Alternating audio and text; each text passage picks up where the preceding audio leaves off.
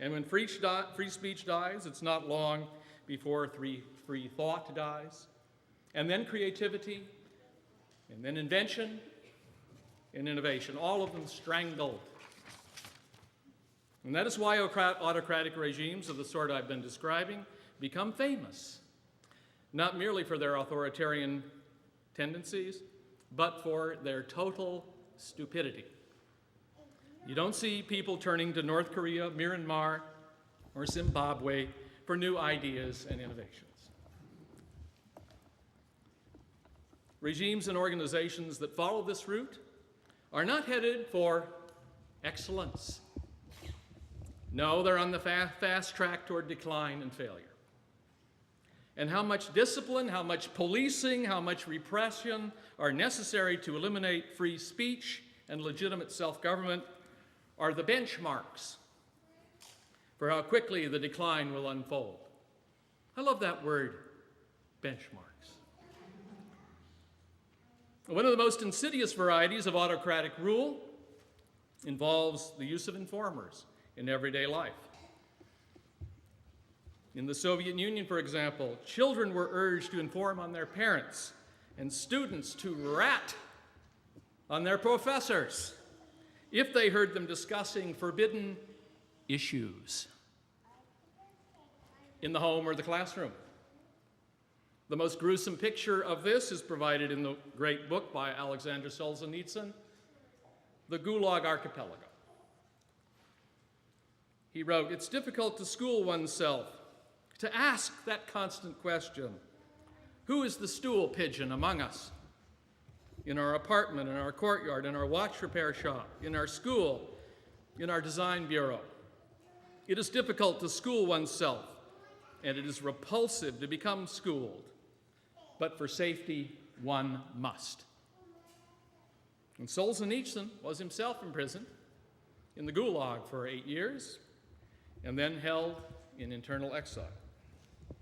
And I believe he was charged with the crime of unprofessional conduct. I'd have to check the facts on that. In a later case in the Soviet Union, a noted physicist of all things, ran into some trouble. To paraphrase a message given to him by the state, "You're welcome to do your research and your science. But when it comes to criticizing great leader or finding fault with our glorious regime, just watch out, Dr. Sakharov." In 1980, after protesting the Soviet invasion of Afghanistan, Sakharov, probably the most brilliant scientist of his generation, was forced into internal exile in the closed city of Gorky. And as I recall, he was charged with the crime of unprofessional conduct. It might have been something else.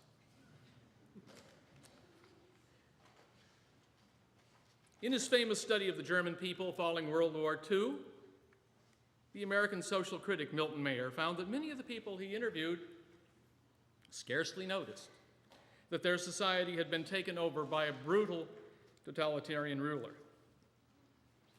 They were contented. They went about their lives. They did their work. They did their research. They enjoyed their families.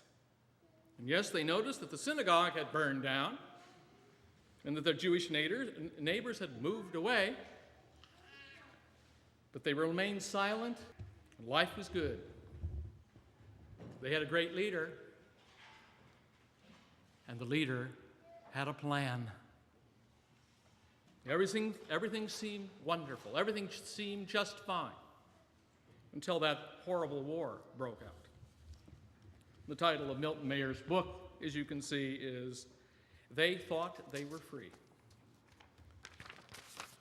Now, I will not continue with this list of benchmarks of autocratic governance. For the specifics, you can read books on modern political history or consult your local listings. And I will not have time to discuss specific strategies for change. But I'd like to conclude with 2 points of recognition that may be helpful in efforts to restore democracy. first point might be called the Niemöller principle.